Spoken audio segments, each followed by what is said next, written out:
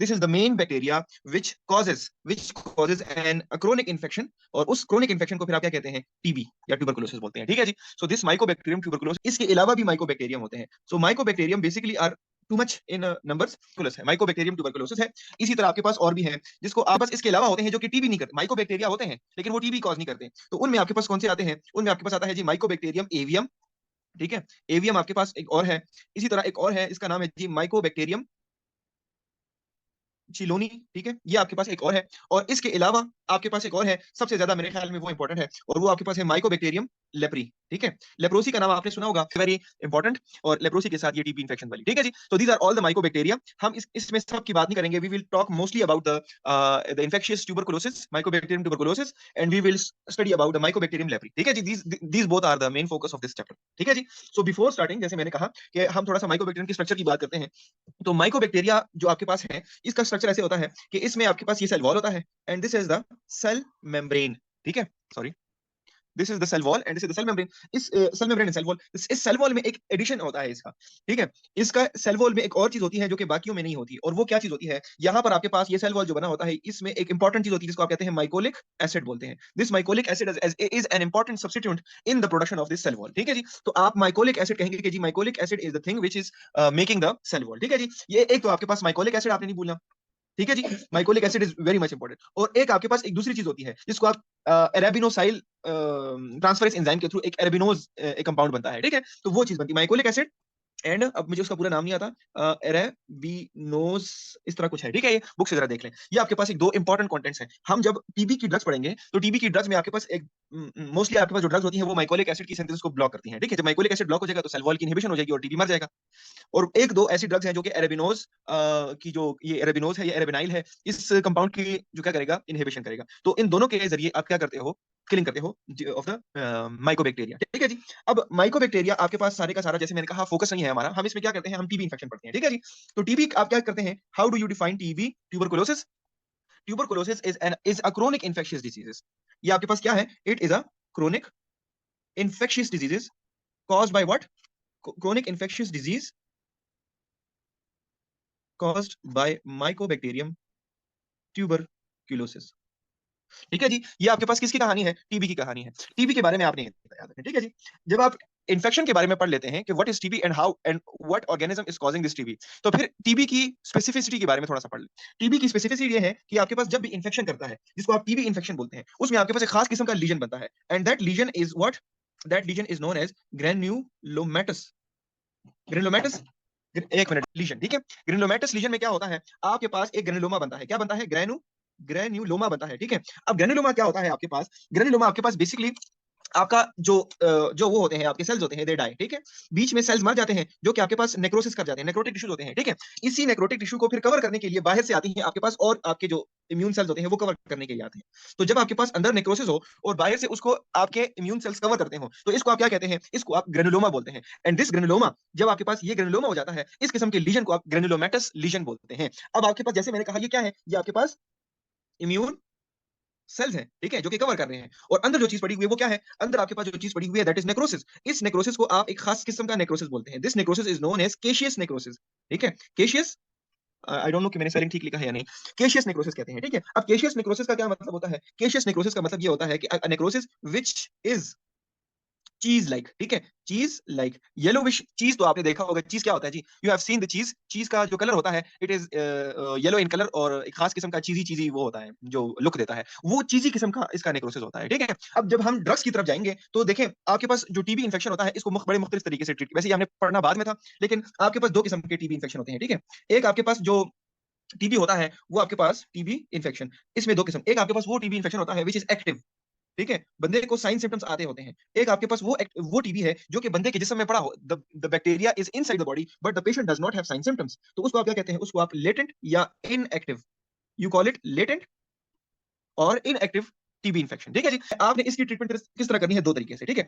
दो आपने इसमें टोटल इसकी जो ट्रीटमेंट होती है it is comprising of 6 to 8 months, ठीक है, 6 to 8 months। इसमें जो पहले 2 मंथ्स होते हैं, 2 मंथ्स, स्टार्टिंग 2 मंथ्स, ये आपके पास बड़े एब्रप्ट और एक्टिव स्टेज होती है। Why, because you have to give 4 drugs, 4 चार किस्म के ड्रग्स आपने देने होते हैं। तो ये आपके पास एक्टिव है, और आपने इस एक्टिव टीबी को किस तरह किल करना है? 4 दवाइयां देकर। 4 दवाइयों का मतलब ये है कि देखिए, एक दवाई भी असर कर जाती है, 2 दवाइयां भी असर कर जाती है। आप 4 दवाइयां क्यों लेते हो? ताकि मोर इफेक्टिव आपके पास मोर इफेक्टिव एक्शन आए, रेजिस्टेंस ना बने, क्विक रिस्पांस आए, और जो बैक्टीरिया हो उसकी क्विकली किलिंग एंड डिस्ट्रक्शन हो जाए। That is why you have to give 4 drugs at once for the first 2 months. जो बाद में आपके पास आते हैं 4 मंथ्स, ठीक है, उसमें आपने 2 ड्रग्स देनी होती है, 2 ड्रग्स देनी होती है, ठीक है। Basically your first 4 months in the treatment of active TB infection is for the killing और द इरेडिकेशन और the non contagious phase of the TB. आप चाहते हो कि दूसरे को ये टीबी ना लग जाए, तो उसके लिए आप किलिंग करते हो। इसमें आपने जरा इंटेंस जाना होता है। और जो 2 मंथ का कोर्स होता है, उसके बाद सॉरी 4 मंथ का, ठीक है, वो आपके पास 2 ड्रग्स पर मुश्तमिल होता है। और इसमें आप कोशिश ये करते हैं कि आप पेशेंट के जो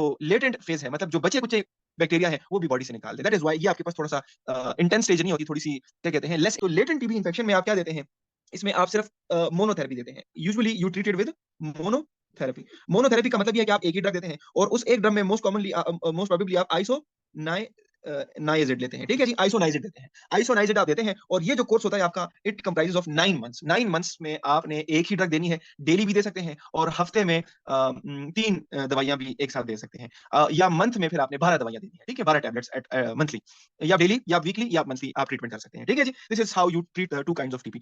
आप जब ड्रग्स पढ़ते हैं फॉर द टीबी, तो इसमें 2 किस्म के आते हैं, ड्रग्स फॉर टीबी इन्फेक्शन, ठीक है जी। और ये कौन सा टीबी इन्फेक्शन? ये आपके पास एक्टिव टीबी इन्फेक्शन, ठीक है, जो आपके पास अभी भी एक्टिव हो। तो उसके लिए हम क्या क्या दवाइयां इस्तेमाल कर सकते हैं, ठीक है जी। अभी जो हमने पिछली बात की, ये वही चीज पढ़ने जा रहे हैं हम, ठीक है। सबसे पहले देखें कि आपके पास अगर टीबी आपने किल करनी है, तो उसके पास आपके पास 2 किस्म की दवाइयां। एक आपके पास होती है first line anti tuberculosis.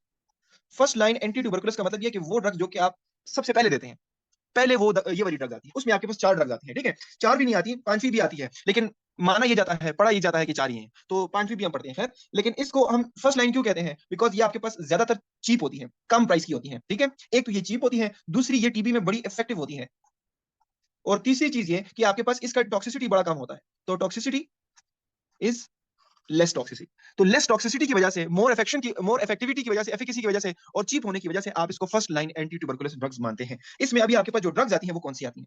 The drugs includes, drugs इसमें आपके पास आती हैं जी 4 ड्रग्स। द 4 ड्रग्स को आप, 5 आती हैं, लेकिन पहले मैं 4 पढ़ा दूं, फिर 5वीं पढ़ाते हैं। आपके पास आती है जी RIP&E। ये आपके पास 4 वो कन्वेंशनल ड्रग्स हैं जिसको आप फर्स्ट लाइन थेरेपी मानते हैं। इससे आता है जी रिफामाइसिन, इससे आता है आइसोनाइजिड, इससे पायराजिनामाइड, और इससे इथाम्ब्यूटोल। चौथी 5वीं ड्रग भी अभी आपके पास शुमार होती है, जिसको आप एस से शुमार करते हैं। सो टोटली आप इसको राइप से याद कर सकते हैं। जैसे मैंने कहा, सबसे पहले कौन सा है? रिफामाइसिन, ठीक है। तो रिफामाइसिन आपके पास सबसे पहली ड्रग मानी जाती है। अब रिफामाइसिन के बारे में, एक मिनट, रिफामाइसिन के बारे में ये है कि ये आपके पास आरएनए पॉलीमरेज को इनहिबिट कराता है। बेसिकली आपके पास जो रिफामाइसिन है, वो आपके पास डीएनए या आरएनए सिंथेसिस इनहिबिटर्स है। आपने पीछे पढ़ा है ना, डीएनए और आरएनए की सिंथेसिस कैसे रुकती है?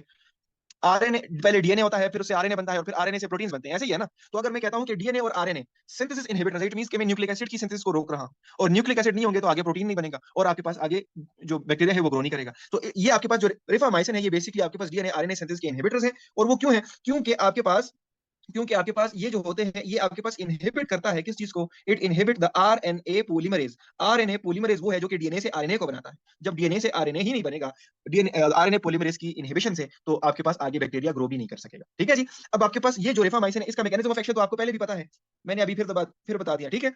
ये आपके पास इसकी मैकेनिज्म ऑफ एक्शन हो गई। मजीद इसके बारे में ये है कि आपके पास इसका जो एक्शन है, वो आपके पास 2 चीजों के खिलाफ है। मतलब आपके पास जो ट्यूबरकुलोस है ना, माइकोबैक्टीरियम ट्यूबरकुलोसिस, उसके खिलाफ भी किल कर सकता है। एक्शन क्या है इसका? एक्शन इसका अगेंस्ट है ट्यूबरकुलोसिस बैक्टीरिया के खिलाफ भी। और ट्यूबरकुलोसिस के अलावा आपके पास जो मजीद जो नॉन ट्यूबरकुलोसिस बैक्टीरिया है, मतलब है माइकोबैक्टीरिया है, लेकिन टीबी नहीं कॉज करते। मतलब माइकोबैक्टीरियम कोलिनी हो गया, माइकोबैक्टीरियम लेप्रोसी या लेप्री वाला हो गया, उनके खिलाफ भी इसको हम यूज कर सकते हैं। तो आपके पास जो नॉन नॉन टीबी इन्फेक्शन वाली डिजीज है, उसमें भी इस्तेमाल हो सकता है, और टीबी इन्फेक्शन में भी इस्तेमाल हो सकता है, ठीक है। बात समझ आ रही है? ये इसके बारे ये इसके एक्शन के बारे में, ठीक है जी। अब इसके अलावा आपने इसके और कुछ भी नहीं पढ़ना। जब हम इसके फार्माकोकाइनेटिक्स की बात करते हैं, ठीक है, तो हम कहते हैं जी कि ये आपके पास जो ड्रग होती है, इसे आप ये कहां पर मेटाबॉल होता है? ये जब आपके पास जीआईटी से एब्जॉर्ब हो जाती है, जीआईटी से वेल एब्जॉर्ब हो जाती है, फिर आपके पास जब एब्जॉर्ब ओरली ओरली आप इसे यूज करते हैं, एब्जॉर्ब होने के बाद आपके पास जीआईटी में जाती है, तो ये आपके पास मेटाबोलाइज हो जाती है किस जगह? It is metabolised in the liver. जब लिवर में मेटाबोलाइज हो जाती है, तो आपके पास फिर ये यूरिन या फीसिस में एक्सक्रीट होती है। मेटाबोलाइज लिवर में हो गई, फिर इसकी एक्सक्रीशन आ गई। जब आपके पास एक्सक्रीशन इसकी किसके? It is excreted in the urine plus faeces, मतलब यूरिन का और फीसिस का मतलब ये है कि आपके पास इसकी जो प्राइमरी, ओहो नजर नहीं आ रहा आपको, प्राइमरी जो इसकी वो होती है जो एक्सक्रीशन होती है वो बाइल जूसेस में होती है, बाइल में होती है। फिर बाइल जब आपके पास फीसिस में शामिल हो जाता है तो कुछ ये ड्रग जो होती है वो बाइल में शामिल होकर स्टूल्स में निकल जाता है, फीसिस में, और कुछ जो होता है वहां से जीआईटी से या कोलोन से वहां से रीअब्सॉर्ब होकर क्या कर जाता है, वापस आपकी सर्कुलेशन में आकर यूरिन के जरिए निकल जाता है। तो इसका मतलब यह है कि आपके पास जो यूरिन है उसमें इसका इफेक्ट आएगा। अब ये जो ड्रग होती है ना आपकी रेफामाइसिन, इसके जब ये मेटाबोलाइज होकर एक्सक्रीट होने लगता है तो ये अपने मेटाबोलाइट्स में चेंज होता है, और वो मेटाबोलाइट्स जब यूरिन में निकलते हैं तो यूरिन में वो एक कलर देते हैं। यूरिन को वो मेटाबोलाइट्स रिफामाइसिन के, जब रिफामाइसिन टूट जाती है अपने मेटाबोलाइट्स में तब्दील हो जाती है और एक्सक्रीशन के लिए रेडी होती है, तो जब ये यूरिन में पास करती है तो यूरिन में आपको एक ऑरेंज रेड कलर मिलता है, ऑरेंज रेड कलर मिलता है। आप इसको क्या कहते हैं, कोला यूरिन भी कहते हैं, कोला कोला कलर यूरिन भी बोलते हैं। मतलब आपका जो यूरिन होता है बिल्कुल कोला की तरह हो जाता है, कोक की तरह हो जाता है, पेप्सी की तरह हो जाता है। वाई डार्क क्यों हो जाता है, कोला कलर क्यों हो जाता है, बिकॉज जो रिफामाइसिन के मेटाबोलाइट्स होते हैं वो यूरिन में एक्सक्रीट होते हैं, और जब वो एक्सक्रीट होते हैं तो आपके पास ऑरेंज रेड कलर। अक्सर पेशेंट जो होते हैं इसकी ड्रग इस्तेमाल करते करते कंप्लेन करने के लिए आ जाते हैं कि डॉक्टर साहब मुझे तो पेशाब में खून बह रहा है, मेरे तो पेशाब में खून आता है। तो फिर आपको उसको कंसोल करना है कि नहीं, ये it is not bleeding, it is not haematuria, ये आपके पास हिमेचुरिया नहीं है, ये आपका जो आप ड्रग ले रही है रिफामाइसिन उसके वजह से आपको जो है ना वो कोला कलर आ रहा है यूरिन का। ठीक है जी, बात समझ आई? ये आपके पास फार्माकोकाइनेटिक्स की बात होगी। हाँ, और इसके अलावा आपने एडवर्स इफेक्ट्स की बात करनी है।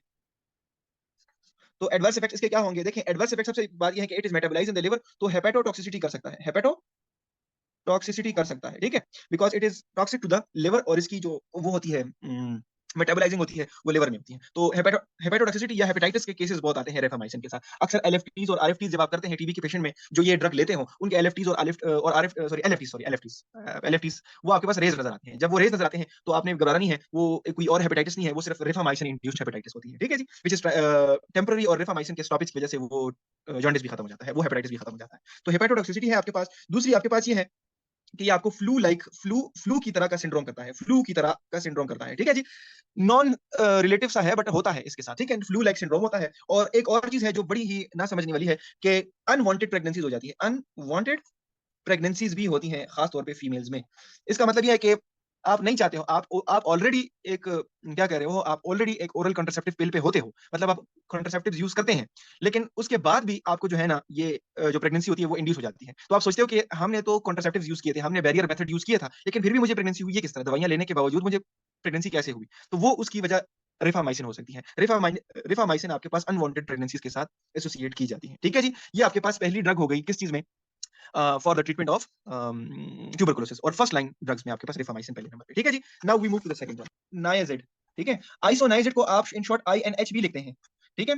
आइसोनाइजिड आपके पास दूसरी ड्रग है। आइसोनाइजिड आपके पास बजाते खुद एक माइको, आपको मैंने शुरू में बताया ना कि ये आपके पास क्या है, ये आपके पास सेल मेम्ब्रेन है, this is the cell wall, और ये सेल वॉल किससे बना है, माइकोबैक्टीरिया का, वो माइकोलिक एसिड से बना है, माइकोलिक एसिड से बना है। तो अगर माइकोलिक एसिड को हम किसी वजह से इनहिबिट कर दें, इसकी सिंथेसिस को रोक दें, तो आपके पास बैक्टीरिया भी मर जाएगा। तो ये आइसोनाइजिड आपके पास जो होती है ये आपके पास क्या करती हैं, ये आपके पास इनहिबिट करती हैं इस माइकोलिक एसिड की सिंथेसिस को, ठीक है जी।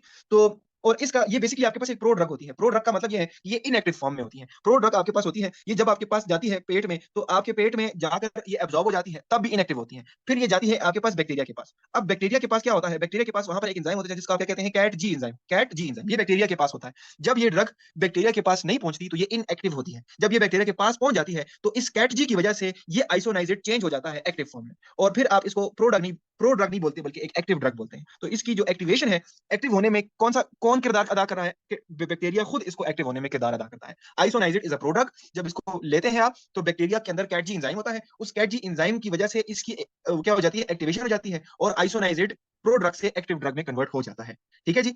दूसरी बात मैंने क्या कहा इसके मैकेनिज्म ऑफ एक्शन की, तो ये इनहिबिट करता है किस चीज को, this isoniazid inhibit the mycolic acid synthesis. जब माइकोलिक एसिड की सिंथेसिस नहीं होगी और माइकोलिक एसिड नहीं रहेगा तो बैक्टीरिया कैसे रहेगा, there will be no bacteria, और बैक्टीरिया मर जाएगा, ठीक है जी।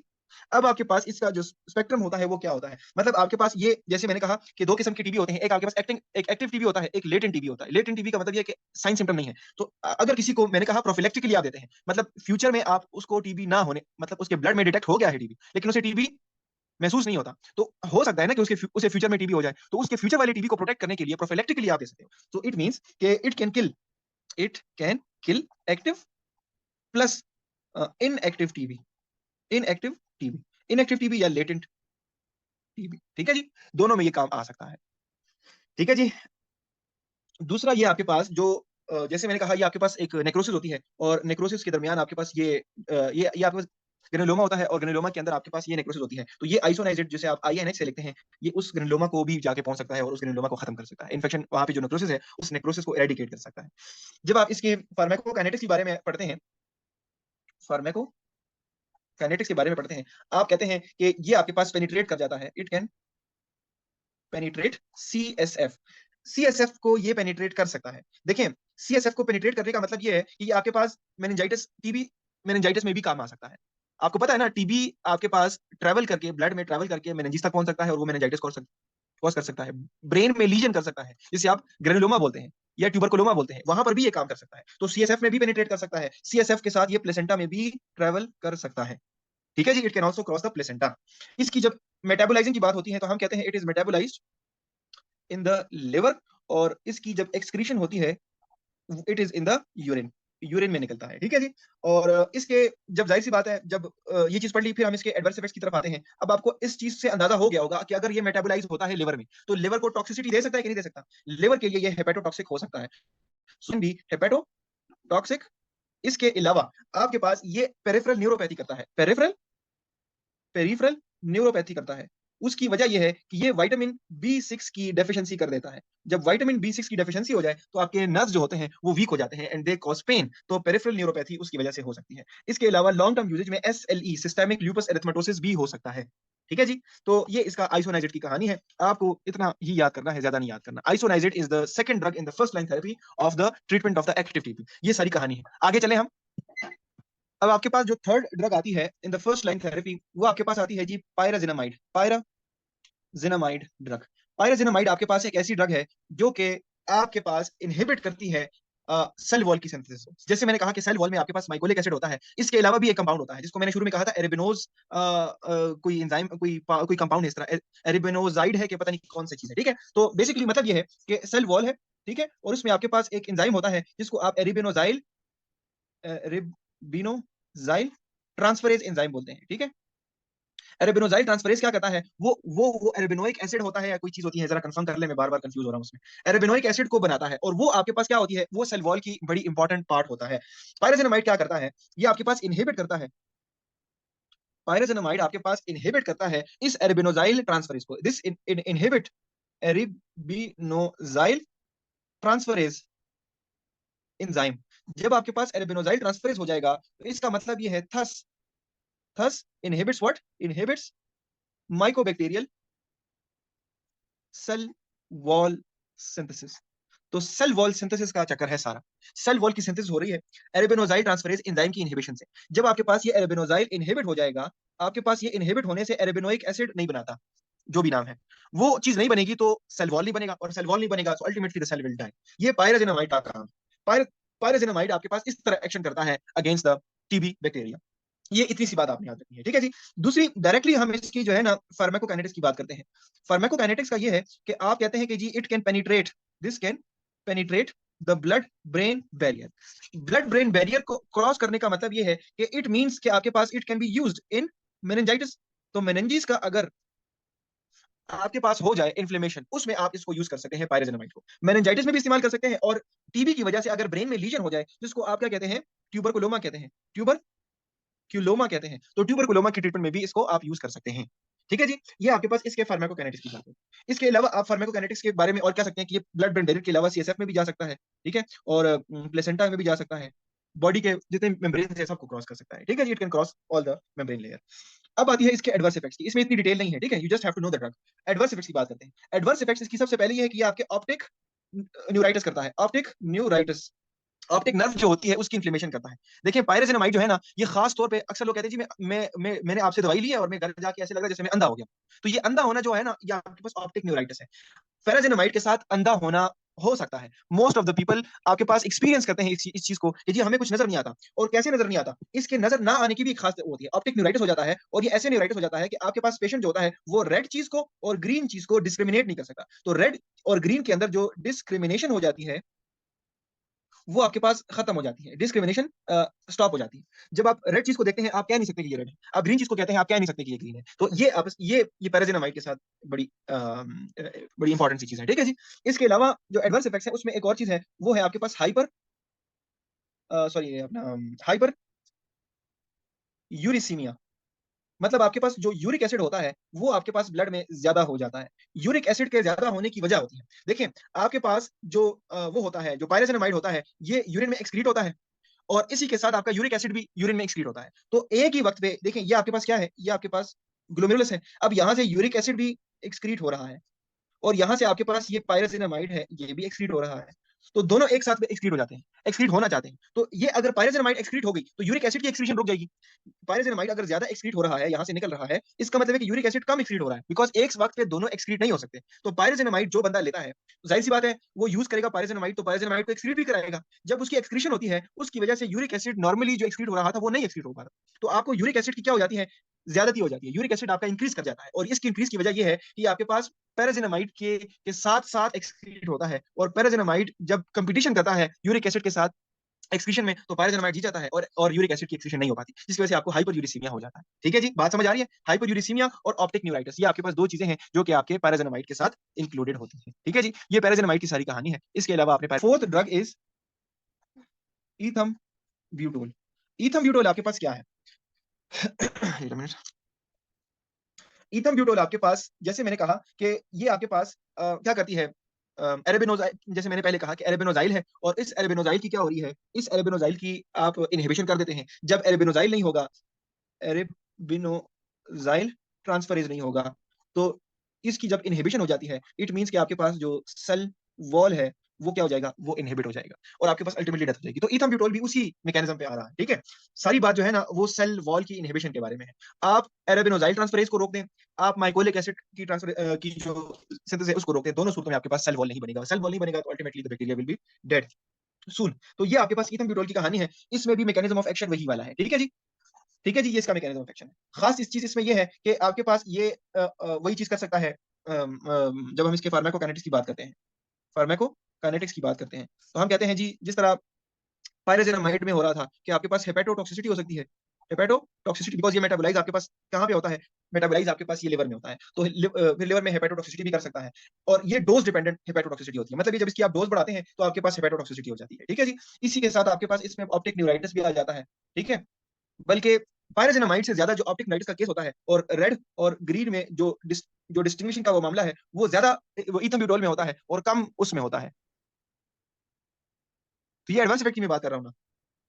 हाँ हाँ, हाँ हाँ, ठीक है ठीक है ठीक है, एडवर्स इफेक्ट में ही आता है। ठीक है, ऑप्टिक न्यूराइटिस कर सकता है, हेपेटोटॉक्सिसिटी कर सकता है, और जो ऑप्टिक न्यूराइटिस का हमने पैराजिनामाइड में पढ़ा था वो ईथम्ब्यूटोल के साथ ज्यादा होता है। अगर दोनों में एमसीक्यू आ जाए कि पैराजिनामाइड में ईथम्ब्यूटोल में कौन सी चीज ऑप्टिक न्यूराइटिस कर सकती है, तो आप पैराजिनामाइड को नहीं टिक करेंगे बल्कि आप ईथम्ब्यूटोल को टिक करेंगे। ठीक है जी, because ethambutol is more related to the optic neuritis and hyper uricaemia. ठीक है जी, तो इसमें भी आपके पास ये आपके पास तकरीबन तकरीबन सेम ही होती है, हाइपर यूरिसीमिया। ठीक है जी, वही चीजें हैं जो कि हमने पहले पढ़ी पैराजिनामाइड। ये आपके पास चार ड्रग्स हो गई, और चार ड्रग्स में आपने सिर्फ यही चीज की कि जी बात क्या हो रही है, बात टीबी को किल करने की हो रही है। आप टीबी को किल करते हैं रेफामाइसिन को देकर, आप उसको आइसोलाइजेट से किल करते हैं, आप उसको पायरेजिनामाइड या इथम्ब्यूटोल से। पांचवी जो चीज आती है जिसको आप एस से जानते हैं, ठीक है, वो आपके पास स्ट्रेप्टोमाइसिन है। अब स्ट्रेप्टोमाइसिन आपके पास, streptomycin the fifth drug in the first line therapy of anti tuberculous drugs आपके पास आती है जी स्ट्रेप्टोमाइसिन। स्ट्रेप्टोमाइसिन स्ट्रेप्टोमाइसिन आपके पास जो ड्रग है, ये आपके पास अमाइनोग्लाइकोसाइड्स की एक टाइप है। अमाइनोग्लाइकोसाइड्स आपने पढ़े थे, माइसिन माइसिन, मैंने आपको कहा था मैक्रोलाइड से इसको कंफ्यूज नहीं करना। मैक्रोलाइड्स में भी आखिर में माइसिन माइसिन आता है, और जो अमाइनोग्लाइकोसाइड्स होते हैं उनमें भी आपके पास माइसिन माइसिन आता है आखिर में। तो ये स्ट्रेप्टोमाइसिन आपके पास मैक्रोलाइड नहीं है, ये आपके पास अमाइनो ग्लाइकोसाइड्स हैं। ठीक है जी, अमाइनो ग्लाइकोसाइड्स आपने पहले पढ़े। इसको आप किस तरह यूज करते हैं, स्ट्रेप्टोमाइसिन बाकी दवाइयों से थोड़ी सी डिफरेंट होती है। ठीक है, आपके पास वो ओरली इस्तेमाल होती हैं, लेकिन जो ये जो स्ट्रेप्टोमाइसिन होते हैं इसको आप या तो आईवी लेते हैं या आप इसको आईएम लेते हैं। ठीक है जी, या आप इसको आईवी लेते हैं या आप इसको आईएम लेते हैं। ठीक है जी, बात समझ आ गई। इसमें और कोई बात नहीं है, सिर्फ इसकी एक कॉन्ट्रा इंडिकेशन याद रख लें। कॉन्ट्रा इंडिकेशन याद रख लें, इसकी जो कॉन्ट्रा इंडिकेशन ये है कि ये स्ट्रिक्टली आपके पास प्रेगनेंसी में नॉट अलाउ, प्रेगनेंसी में स्ट्रिक्टली कॉन्ट्राइंडिकेटेड है। बाकी जो आपके पास दवाइयां होती हैं, ये रिफामाइसिन, आइसोनाइजाइड, पायरेजिनामाइड, इथम्ब्यूटोल, ये सारी आपके पास प्रेगनेंसी में यूज हो सकती हैं, लेकिन streptomycin is strictly strictly contraindicated. ठीक है जी, ये आपके पास फर्स्ट लाइन थेरेपी होगी, first line therapy for TB. ठीक है जी, ये आपके पास होगी। इसमें आपने रिफामाइसिन पढ़ा, आइसोनाइजाइड पढ़ा, पायराजेनामाइड पढ़ा और इथाम्ब्यूटोन पढ़ा, ऑल आर डन। अब हम जाएंगे जी सेकंड लाइन थेरेपी में। सेकंड लाइन थेरेपी आपके पास एक बड़ी अनकन्वेंशनल बात है, लेकिन सब चीजें आपने उसमें भी पढ़ी हुई। सेकंड लाइन थेरेपी को हम डिटेल में नहीं पढ़ते, इधर ही पढ़ लेते हैं, ठीक है। आपको इसमें डिटेल कोई नहीं पढ़नी, डिटेल अगर आपने पढ़नी हो you can go back to the previous lectures में हमने ये किया हुआ था। देखिए सेकंड लाइन थेरेपी में आपके पास सेकंड आपको सेकंड लाइन थेरेपी यूज करने की जरूरत क्यों पेश आती है, जब आपके पास फर्स्ट लाइन थेरेपी रोल नहीं कर पाती, जब फर्स्ट लाइन थेरेपी फेल कर जाती है and it can not do the work, तो आप सेकंड लाइन थेरेपी इख्तियार करते हैं। सेकंड लाइन थेरेपी आपके पास यूजुअली, ये फर्स्ट लाइन थेरेपी आपके पास चीप होती है, तो ये आपके पास ज्यादा महंगी दवाइयां होती है, ठीक है। दूसरी बात ये ज्यादा इफेक्टिव होती है, ये ज्यादा इफेक्टिव होती है फर्स्ट लाइन थेरेपी, इसी वजह से तो आप इसको फर्स्ट देते हैं। लेकिन फिर भी अगर इससे काम ना बने तो आप सेकंड लाइन थेरेपी स्टार्ट करते हैं। इट मींस कि आपके पास ये पहले नहीं दी जाती थी, लेकिन अभी अब मजबूरी दी जा रही है। इट इज लेस इफेक्टिव, ठीक है जी, इतना इफेक्टिव नहीं होता, लेकिन फिर भी कभी किसी किसी केस में ज्यादा इफेक्टिव कर जाता है। और इसको इस तीसरी वजह से इसका जो टॉक्सिसिटी थी इन ड्रग्स की, वो टॉक्सिसिटी भी थोड़ी सी कम है, लेकिन सेकंड लाइन में जो भी ड्रग इस्तेमाल करेंगे उनकी इंक्रीज टॉक्सिसिटी है, इंक्रीज टॉक्सिसिटी है, वो ज्यादा टॉक्सिक है आपकी बॉडी के लिए। तो इस वजह से हम सेकंड लाइन थेरेपी को इस्तेमाल नहीं करते, बल्कि अमर मजबूरी इस्तेमाल करते हैं, ठीक है। इसमें आपके पास जो ड्रग्स आती हैं वो मैं डिटेल में नहीं पढ़ाऊंगा, इधर ही पढ़ाता हूँ, ठीक है। इसमें आपके पास जो ड्रग्स आती हैं वो आपके पास कौन सी ड्रग्स है, वो आपके पास वो ड्रग्स जो आपने पहले पढ़ी है। फॉर एग्जांपल आपने फ्लोरोक्विनोलोन्स पढ़े हैं, we have studied this fluoroquinolones. Fluoroquinolones आपके पास सेकंड लाइन थेरेपी में आते हैं, ठीक है, सेकंड लाइन थेरेपी में आते हैं। आपने एमिकासिन पढ़ा है, आपने मेरे साथ साइक्लोसीरीन पढ़ा था, साइक्लोसीरीन पढ़ा था पहले, पिछले वाले नोट्स पढ़ लिया। अच्छा मैंने नहीं बताना। और एक आपके पास आपने पढ़ी नहीं होगी, लेकिन इधर ही मैं बता देता हूँ, ठीक है।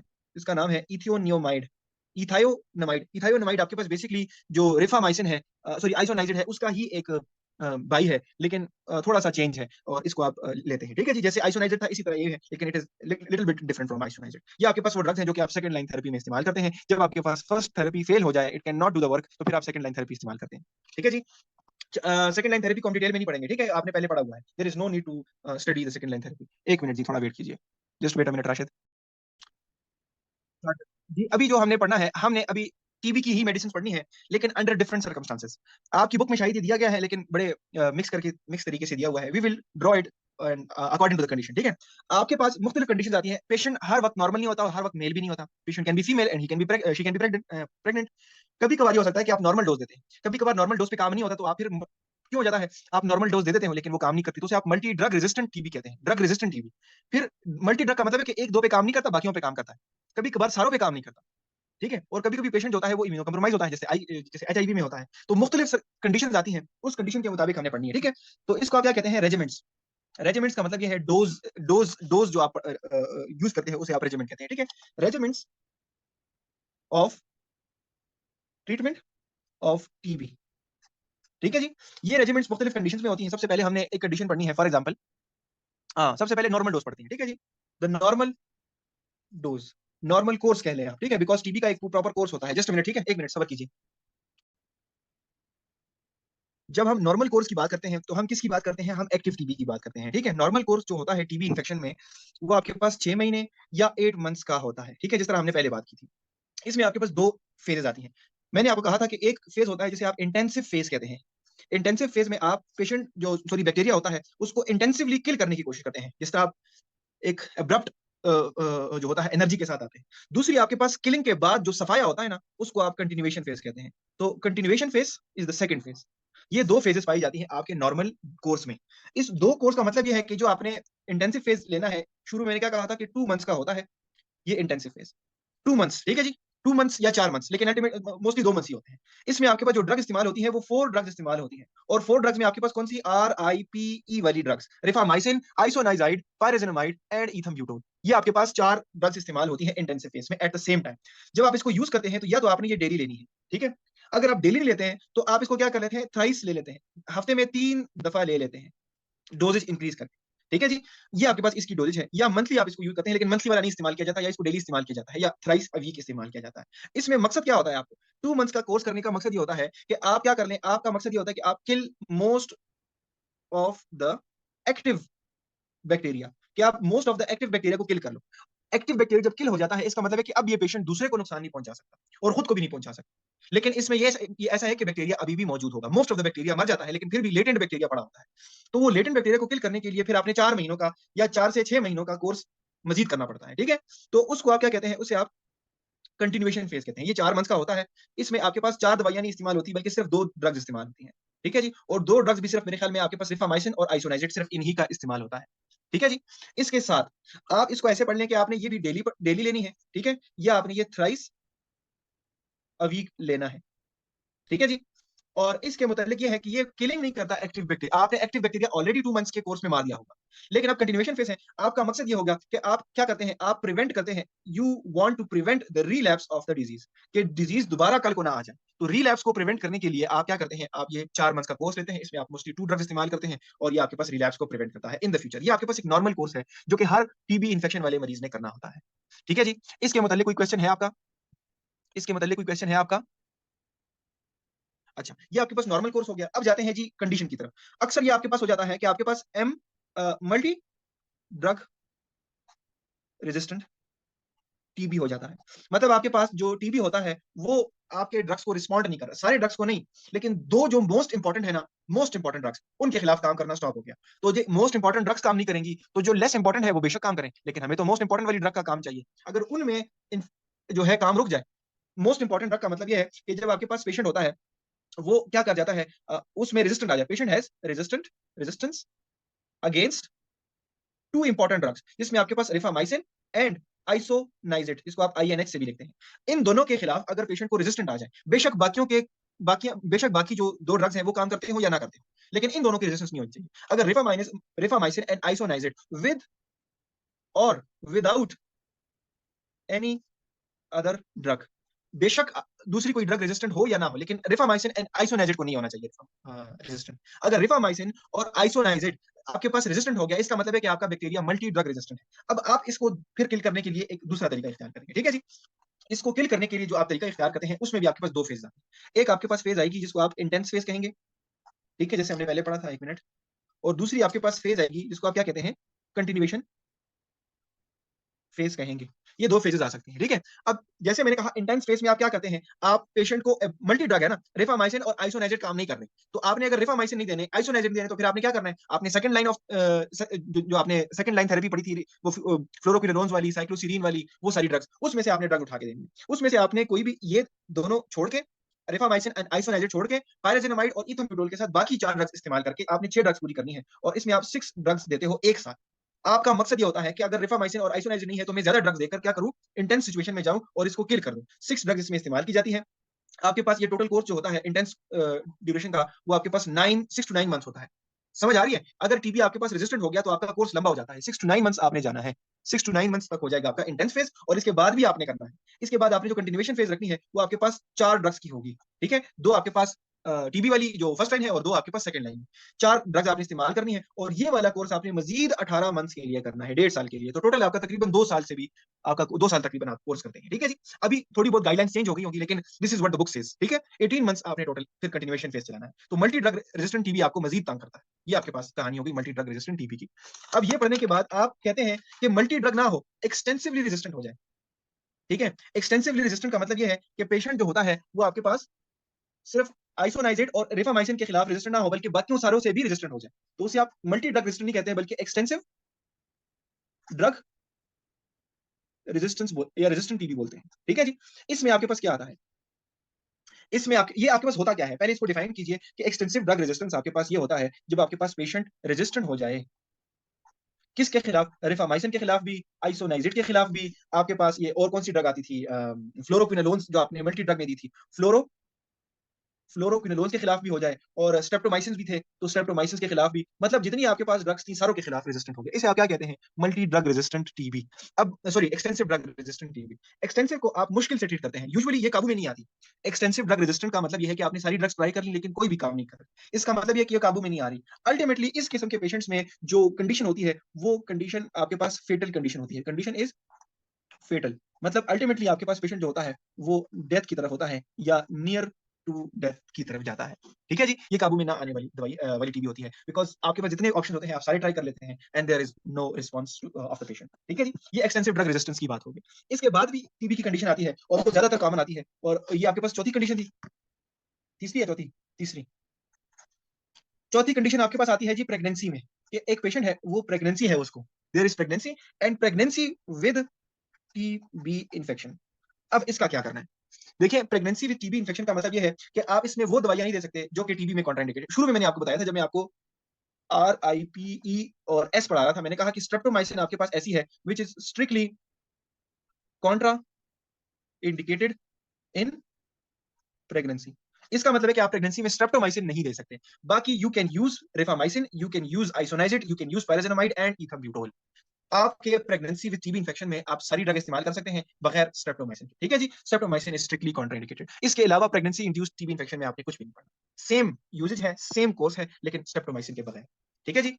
चौथी चीज आपके पास ये है कि आपके पास पेशेंट इम्यूनो कॉम्प्रोमाइज हो, शायद उसको HIV हो, तो HIV विद टीबी इन्फेक्शन अगर आपके पास आ जाए, उसमें आप क्या, उसमें भी आपके पास ये जो राइप होता है, राइप एंड समटाइम्स एस भी देते हैं, ये चीज दे सकते हैं। लेकिन इसमें जो रिफामाइसिन में आप पहले रिफेम्पिन ले रहे थे ना, पीछे जो रिफामाइसिन है, रिफामाइसिन तो बहुत ज्यादा है ना, रिफामाइसिन में आपके पास रिफाब्यूटिन है, रिफेम्पिन है, इस और रिफाफेंटिन है, पेंटीन है। ठीक है, तो बहुत सारी हैं, लेकिन आप इसमें क्या करते हैं, इसमें रिफेम्पिन जो होता है उसको आप छोड़ देते हैं और इसकी जगह आप दूसरी ले लेते हैं, रिफेम्पिन का ही एक अल्टरनेटिव होता है, और वो आपके पास क्या है, रिफाब्यूटिन। तो रिफाब्यूटिन इसमें प्रेफर किया जाता है। बाकी वही ड्रग्स हैं जो कि पहले आपने पढ़ी, यही सारी ड्रग्स, सिर्फ रिफेम्पिन की जगह रिफाब्यूटिन इस्तेमाल किया जाता है। बाकी इसमें कोई चीज नहीं है। ठीक है, यहाँ तक आपने प्रेगनेंसी सॉरी टीबी इन्फेक्शन के केसेस पढ़ने थे। ठीक है, मुख्तलिफ scenarios and conditions of TB infection. TB infection की नॉर्मल डोज याद रखें, उसके जो नॉर्मल ड्रग्स हैं उसको ड्रग्स को याद रखें, कंडीशन के लिहाज से आपने उन ड्रग्स को आगे पीछे करके चेंज करते रहना। ठीक है जी, ये आपके पास टीबी Doctor, the इन्फेक्शन की last one सारी। is rifampicin not indicated. The line below rifampicin, the HIV with TB, right? Yes, Rifampicin not indicated. The last one, what is? rifabutin, both of them are rifamycins. Rifamycins have drugs which include rifampin and rifabutin and rifapentine. So This you one, yeah. have, yes, you do not have to Rifabutin, give, you have to stop better. rifampin and you have to give the rifabutin. Okay, that is preferably used in the TB infection in the HIV patient. Okay, okay, Dr. Abdul. Yeah, yeah. Okay, so यहाँ तक आपने क्या कर लिया, हमारे पास time है ना, 4 minute है, तो 4 मिनट में हम फटाफट कर लेते हैं। So the next drug is next drug will be here. ठीक है, we are going to study the treatment for Mycobacterium leprae. It means that Mycobacterium which is not causing tuberculosis, but it is causing what? It is causing leprosy. So leprosy was a very deadly condition some time ago, but it is not thought to be deadly nowadays. Why? Because in most of the parts of the world, Mycobacterium leprae has been eradicated. Mycobacterium leprae आपके पास leprosy cause करता है। Leprosy आप खुद search कर लें कि what type of condition is this. We are not studying medicine, we are going study pharmacology. Leprosy आप खुद सर्च कर लें। ठीक है, तो लेप्रोसी को आप दूसरा नाम भी पुकारते हैं, leprosy can also be called as Hansen's disease. Hansen's disease, इसमें आपके पास जो ट्रीटमेंट होती है, the treatment of leprosy includes what? All of the drugs, sorry, not all of the drugs.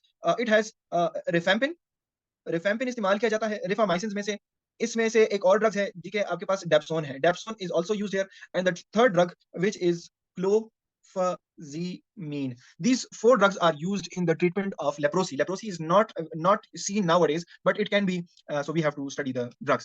इसमें आपके पास ये तीन दवाइयां इस्तेमाल होती हैं लेप्रोसी की ट्रीटमेंट में। ये आपके पास जो डेप्सोन है, डेप्सोन आपके पास मेटाबॉलिक पाथवे इनहिबिटर है। मेटाबॉलिक पाथवे में आपने क्या पढ़ा था, फॉलिक एसिड पढ़ा था ना, फॉलिक एसिड सिंथेसिस इनहिबिटर है। So when you inhibit the folic acid, the drug inhibits the folic acid synthesis. Folic acid की सिंथेसिस नहीं होगी तो मेटाबॉलिक पाथवे नहीं होगा और जो बैक्टीरिया है वो ग्रो नहीं करेगा। अल्टीमेटली आपके पास क्या हो जाएगा, आपके पास जो बैक्टीरिया होगा वो स्टैटिक हो जाएगा। So it means that this drug is bacterio static in nature. It inhibits the growth of the bacteria, and ultimately there will be no spread of the leprosy, and the bacteria will die. Rifamycin आप लोगों ने पढ़ ली है, क्लोफाजामीन के बारे में पढ़ लिया कि इसका जो मैकेनिज्म होता है वो अननोन मैकेनिज्म है। We do not now, it is not clear. No, हमें पता तो है लेकिन क्लियर नहीं है, तो अननोन मैकेनिज्म है। ठीक है, लेकिन फिर भी समझा जाता है, but usually it is thought कि आपके पास जो ये है, यूजुअली थॉट कि आपके पास ये क्या बनाता है, ऑक्सीजन रेडिकल्स बनाता है।